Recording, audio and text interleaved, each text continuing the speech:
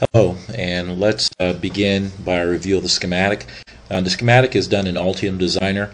The layout is also done in Altium Designer. The first page here is a block diagram of the schematic. I like to start all my schematics with a block diagram approach. It is easier on the reader. It's easier for me to help me build the schematic. Rather than review the block diagram here, we will review the schematic in detail with me being your guide.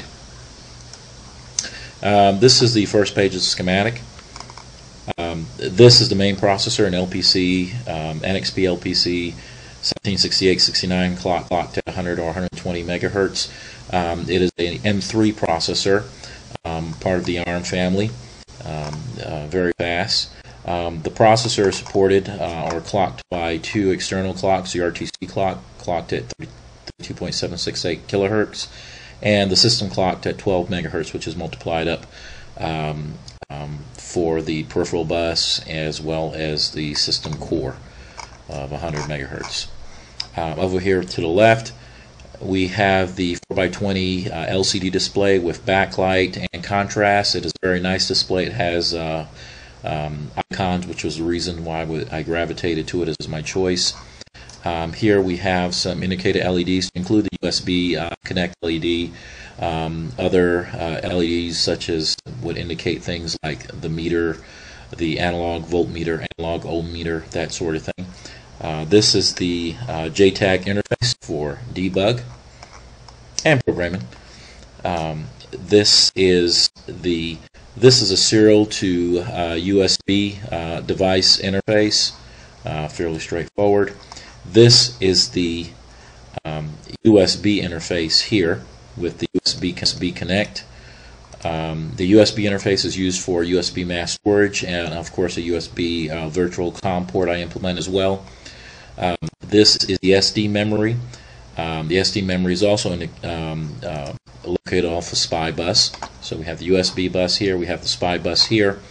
Back up here, this is a serial bus. Coming down here, we have an audio amplifier. The audio amplifier is used to amplify MP3 music that I play. It's also used for the audio tone used in the ohm meter. Coming across here, I have a EEPROM that has a I2C interface. The EEPROM on the calculator is used to store system variables unique to the calculator. Basically, the last known operation of the calculator, I always store what operating mode it was in, what was displayed, what was on the stack.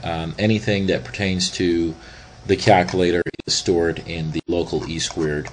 The SD-ROM is used for files and for me as a traveling USB memory stick.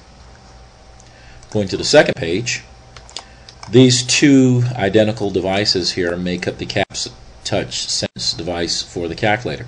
The calculator uses CAP Touch Sense technology for the keys. There are a total of 47 keys on the calculator that are implemented, and they are done through a combination of these keys here.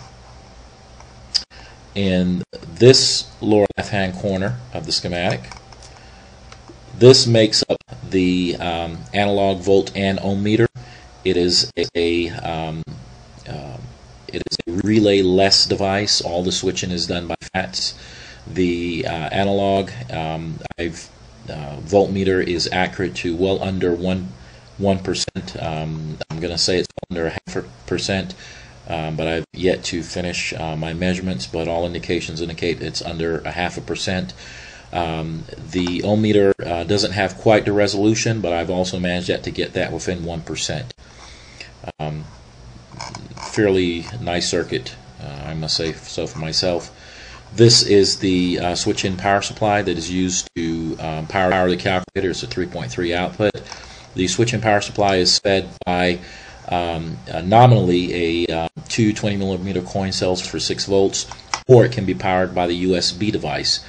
The USB device, when powered from the USB, the switching circuit, and this is the switching circuit, automatically switches from USB and will draw power there if the USB is available, or it draws power from the battery if the USB is not available. That switching is done automatically. In a nutshell, that is the electronics for the calculator. It features all the bus technologies you would find in any modern high-performance device. These are I2C interfaces. It had multiple SPI interfaces, has a USB interface, has a serial interface. Anything you will see has A to Ds off the processor. So that's the electronics in a nutshell. We'll review next the PC design.